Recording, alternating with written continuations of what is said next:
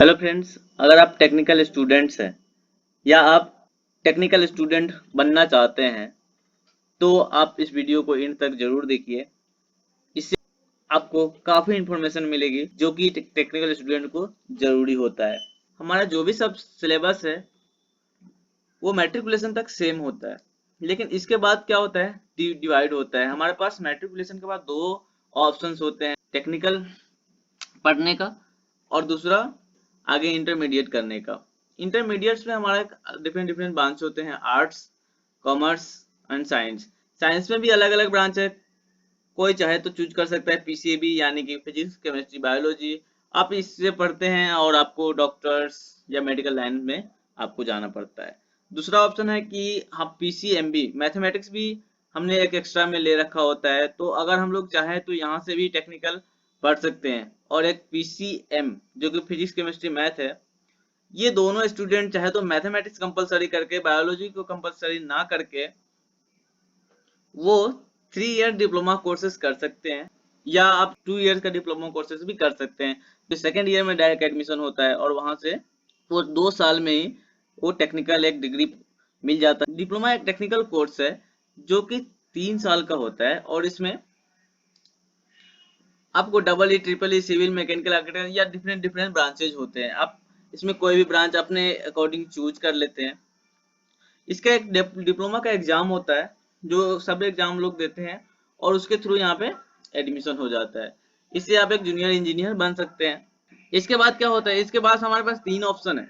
एक तो जॉब ले ले, दूसरा हम लोग गवर्नमेंट जो भी जॉब्स है उसका प्रिपरेशन करें, और तीसरा लेटर एंट्री के थ्रू हम लोग क्या करें, इंजीनियरिंग करें। लेटर एंट्री क्या होता है, इस लेटर एंट्री में हम लोग को जो 4 साल का इंटीग्रेटेड इंजीनियरिंग कोर्स है वो 3 साल में कन्वर्ट हो जाता है। हम लोग 3 साल में ही कर लेते हैं। जो भी डिप्लोमा कर चुके हैं वो क्या होता है, डायरेक्ट सेकेंड ईयर में एडमिशन लेते हैं। यहाँ पे ऐसे स्टूडेंट जो पीसीएमबी या पीसीएम चूज कर चुके हैं उनके पास एक और ऑप्शन होता है कि वो डायरेक्ट इंजीनियरिंग करे, यानी कि बीटेक बी ये कर सकते हैं। वो इन्हें करने के लिए उनको JEE joint entrance examination qualify करना पड़ता है और उसके थ्रू आपको इंजीनियरिंग कॉलेजेस में एडमिशन मिलता है। इसमें आपको गवर्नमेंट एंड प्राइवेट कॉलेज दोनों इस जेईई के थ्रू एडमिशन लेते हैं। उसमें भी डिफरेंट डिफरेंट ब्रांचेस है, उसमें आप ब्रांचेस चूज कर सकते हो और आप काउंसलिंग के थ्रू एडमिशन ले सकते हो। लेकिन होता क्या है, मेन दिक्कत जो आता है वो अब आता है कि जब वो इंजीनियरिंग कंप्लीट कर चुके होते हैं। मेन दिक्कत तब आता है जब वो इंजीनियरिंग कंप्लीट कर चुके होते हैं या डिप्लोमा कंप्लीट कर चुके होते हैं, क्योंकि इनके पास जो अब ऑप्शन है जॉब का और ये एसएससी, जेई, रेलवे, मेट्रो, इन सारे एग्जाम्स क्वालिफाई करने का, या इंजीनियरिंग वाले को उनको भी जॉब चाहिए, या उनको हायर स्टडी में जाना हो, या उनके पीएचडी में जाना हो। तो अगर उनको हायर स्टडी या पीएचडी में जाना है, जो 4 ईयर इंजीनियरिंग कोर्सेस है, उनको क्या करना होगा, गेट की देना होगा या आईएएस देना होगा। तो आप पीएचडी में जाइएगा या इंडियन इंजीनियरिंग सर्विस में जाइएगा। लेकिन ये इतना आसान नहीं होता है। अगर आप गेट की बात करो तो एक ब्रांच से अराउंड 2 लाख स्टूडेंट्स एग्जाम देते हैं। और आप एक ब्रांच से अगर पीएचडी में वैकेंसी आप देखो तो वैकेंसी जो होता है वो 50 to 70 होता है। अगर आप कैलकुलेट करो इसे तो यहाँ 0.025 to 0.035% किसी बच्चे का सिलेक्शन होने का चांसेस होता है। 0.025% to 0.035% चांसेस होता है किसी भी पीएचडी में सिलेक्शन के लिए। इसलिए अगर किसी का रैंक, गेट रैंक अगर 200 से एक्सीड कर जाता है ना, तो वो लोग चांसेस ना के बराबर मानते हैं कि हमारा किसी पीएचडी में सिलेक्शन हो भी जाएगा। लेकिन बाकी लोग क्या करते हैं, जो गेट्स कर चुके होते हैं, जो उनसे नहीं होता है, 200 के अंदर नहीं ला पाते हैं रैंक, वो क्या करते हैं, वो फिर से वापस एसएससी जेई की तरफ मुड़ जाते हैं। जॉब, जॉब का क्या प्रॉब्लम है, दोनों तरफ जॉब हो, या तो डिप्लोमा डिग्री का जॉब हो या आप इंजीनियरिंग करने के बाद जॉब। यहाँ पे आप जॉब जॉब जो मिलता है वो 10 से 15 हजार तक मिल जाता है जॉब। बहुत लोग नहीं करना चाहते हैं, हायर स्टडी में जाना चाहते हैं, लेकिन बहुत लोग का कंडीशन ठीक नहीं होता, वो जॉब करना चाहते हैं, लेकिन ये भी जॉब नहीं मिल पाता है, बहुत मुश्किल से मिलता है, और वो भी बहुत कम लोगों को मिलता है। वो ऐसा क्यों? यहाँ भी जॉब, यहाँ पे तो बहुत अच्छा अच्छा पैकेज भी जाते हैं, लेकिन वो केवल, अगर हम बात करें आईआईटी या कुछ अच्छे जो एनआईटीज है, उन वहीं के स्टूडेंट्स को अच्छे पैकेज मिल पाते हैं। दिक्कत कहाँ पे है, ऐसा क्यों होता है?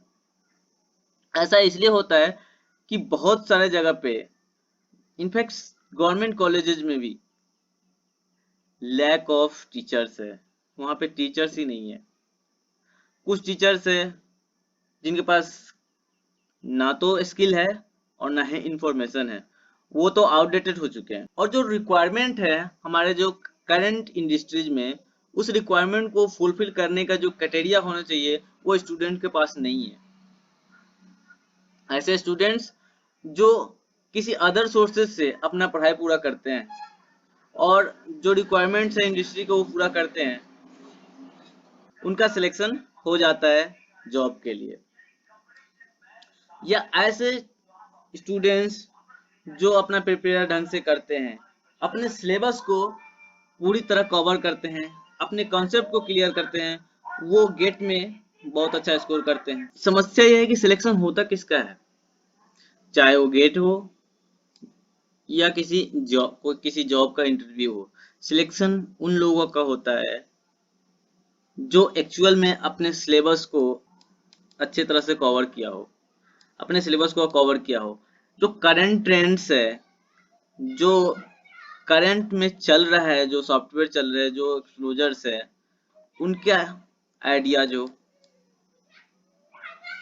ठीक है। तो ऐसे लोगों को क्या होता है, सिलेक्शन होता है। ऐसे लोग अगर जिनका सिलेबस कंप्लीटेड है, ऐसे लोग जिनका सिलेबस कंप्लीटेड है, उन्हें अच्छे से कॉन्सेप्ट क्लियर है, वो अगर उनका गेट में किसी कारणवश अगर 200 के अंदर नहीं भी ला पाते ना, अगर वो 200 रैंक के अंदर नहीं आ पाते ना, वो क्या करते हैं, वो स्विच करते हैं इस तरफ, और एसएससी हो, रेलवे हो, मेट्रो का एग्जाम हो, या यहाँ के पीएसयू हो कुछ जेई वाला, वहां पे उनका सिलेक्शन हो जाते हैं। लेकिन ऐसे लोग जिनका सिलेबस, वो अपने जो कॉलेज का सिलेबस है वो कंप्लीट नहीं कर पाते हैं, उसे कवर नहीं कर पाए अच्छे से, उनका कॉन्सेप्ट अच्छे से क्लियर नहीं है, उसका उनका क्या होता है, ना तो गेट हो पाता है, ना किसी जॉब में सिलेक्शन हो पाता है, और ना ही वो एसएससी जेई या रेलवे में या जेई जूनियर इंजीनियर का जो भी पोस्ट होता है उसमें सिलेक्शन हो पाता है। प्रॉब्लम है कि ऐसा क्यों होता है, इनमें क्या करते हैं कुछ लोग, तो कुछ यहाँ पे क्या करते हैं, कोचिंग लेते हैं, ये जेई के लिए, जेई के लिए कोचिंग कोचिंग लेते हैं, लेकिन वहां पे क्या करवाया जाता है, क्वेश्चन प्रैक्टिस करवाया जाता है प्रीवियस ईयर वाला।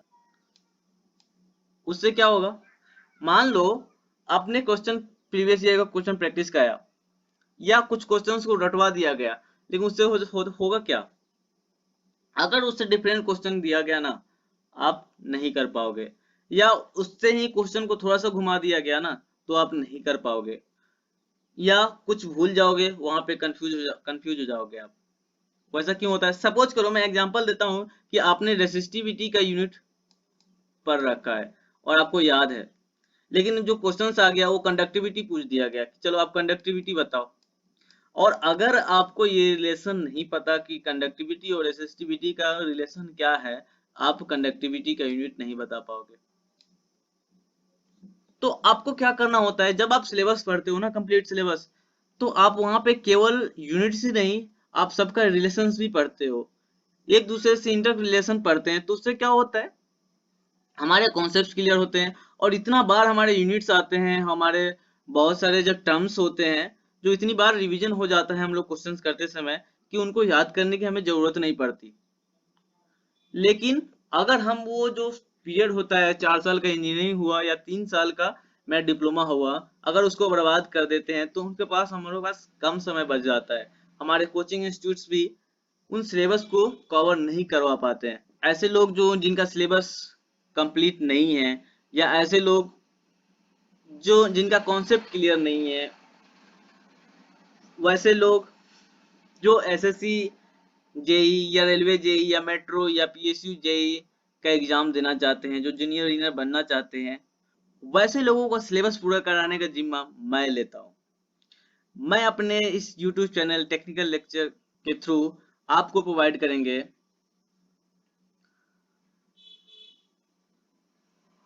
Complete syllabus video lecture. Practice question करवाएंगे हम लोग।